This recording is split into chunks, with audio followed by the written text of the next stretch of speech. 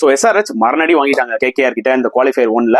எதனால எஸ்ஆர்ஹெச் தோத்தாங்க அப்படின்னு சொல்லி நான் சர்டன் பாயிண்ட்ஸ் வச்சிருக்கேன். நான் ஏற்கனவே ப்ரிவியூல சொல்லியிருந்தேன், டெஃபினட்டா அவங்க வந்து கிளென் பிலிப்ஸ் விளையாடி இருக்கணும், இல்ல ஏதாவது ஒரு எக்ஸ்ட்ரா போலராவது இருந்திருக்கணும், இல்ல யூ பிளே எனி ஆல்ரவுண்டர். டெஃபினட்டா அவங்க கிளென் பிலிப்ஸை ட்ரை பண்ணிருக்கலாம், வாஷிங்டன் சுந்தர் எடுத்துட்டு வந்திருக்கலாம். எனக்கு தெரிஞ்சு அந்த விஜயகாந்த்ன்ற ஒரு போலர் வந்து பாத்தீங்கன்னா ஒரு குவாலிஃபயர் லெவலுக்கு நீங்க எடுத்துட்டு வந்தது வந்து பாத்தீங்கன்னா ஒரு தவறான ஒரு விஷயங்க.